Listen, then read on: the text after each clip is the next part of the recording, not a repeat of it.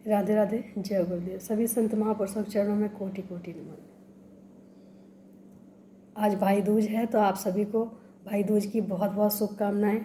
और दिवाली गई है तो दिवाली की भी बहुत बहुत शुभकामनाएं। आप सभी के जीवन में ज्ञान का प्रकाश होना बहुत ज़रूरी है। जैसे हम घरों में प्रकाश करते हैं, हम कोशिश करें कि हम अपने जीवन में भी वो प्रकाश लाने की कोशिश करें। ज्ञान का प्रकाश हो, और ज्ञान का प्रकाश कहाँ होता है? जब तक हमें सत्य का ज्ञान नहीं होता है, प्रकाश नहीं हो सकता है। तो हमें सत्य की खोज कहाँ मिलेगी?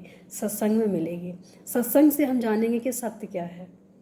ऐसे ही हमारे गुरु महाराज श्री की प्रेरणा से एक विचार मन में आया, मंथन हुआ, तो शायद मुझे लगा कि आप सबसे शेयर करना चाहिए। गोवर्धन लीला की सब अलग अलग अपनी भाव विचार रखते हैं, और कहीं ना कहीं सारे के सारे ग्रंथों से जुड़े होते हैं। एक हमारे मन में भाव विचार आया, हो सकता है एक ग्रंथ में हो, क्योंकि सारे ग्रंथ तो हम नहीं पढ़ते हैं, सुनते हैं, लेकिन फिर भी कहीं ना कहीं हो सकता हो। लेकिन ये जो हमें प्रेरणा मिली है, वो हम आपके सबके सामने साथ शेयर करना चाहेंगे। और ये प्रेरणा ये है कि जहाँ उपस्थिति पिता की हो, वहाँ अगर पुत्र की पूजा होती हो और पिता को अनदेखा किया जाए, ये भी एक तरह से पाप है, जो हो सकता है कि हमसे अनजाने में हो रहा हो।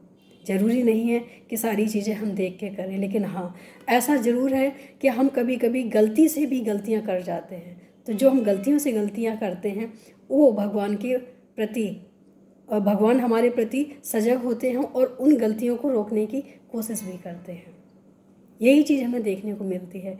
यहाँ पे हमने देखा है कि जहाँ पे भगवान हैं, जिन सभी देवताओं की उत्पत्ति सिर्फ भगवान से ही हुई है, उन्हीं के होते हुए उनको अगर अनदेखा किया जाए और उनको अनदेखा करके और वहाँ जाके इंद्र की पूजा की जाए, तो ये अन्याय होता और भगवान का कहीं ना कहीं अपमान होता, जो कि देशवासी कर रहे थे, ब्रजवासी कर रहे थे। लेकिन उनको लगा कि ये ब्रजवासी तो भोले हैं, इनको कुछ नहीं पता है। लेकिन ये बात तो इंद्र जानते हैं कि हम सबके पिता हैं, लेकिन उसके बाद भी अगर ये अपनी पूजा के लिए आतुर हो रहे हैं, तो हमें कोई ना कोई लीला ज़रूर करनी चाहिए, जिससे इनको ये समझ में आए कि जहाँ मेरी उपस्थिति है, वहाँ तुम्हारी पूजा कैसे हो सकती है। पहले पूजा मेरी होगी, उसके बाद तुम्हारी होगी। तो कहीं ना कहीं ये देखने को मिलता है कि हमसे आदरणीयों का अपमान होता है, तो हमें इन चीज़ों का ध्यान रखना चाहिए कि हमारे सम्माननीय कौन है, हमसे बड़ा कौन है, हमसे छोटा कौन है।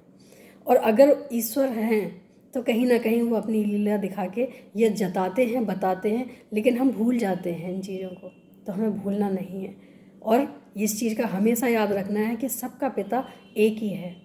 सबका पिता एक है, चाहे वो देवताओं का ही क्यों ना हो, चाहे दानव मानव, सबका पिता एक ही है। अंत समय में हम देखते हैं, चाहे दानव ही क्यों ना हो, उनका भी पिता एक है, मानव ही क्यों ना हो, सबका पिता एक है।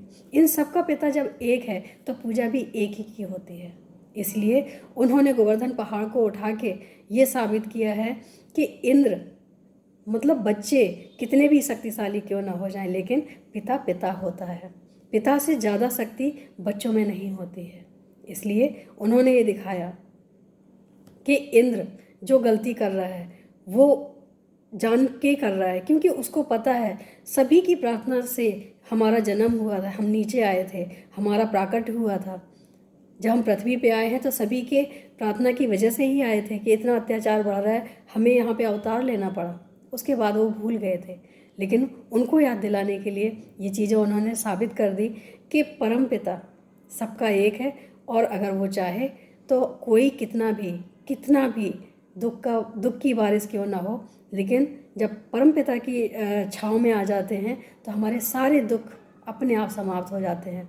उनकी छाँव पहाड़ जैसी है, उनकी शरण पहाड़ जैसी है, हमारे हर दुख को हर लेती है। तो हमें कहाँ जाना चाहिए? हमें परम पिता की शरण में जाना चाहिए, और यही बात दर्शाई है, दिखाई है और समझाई भी है।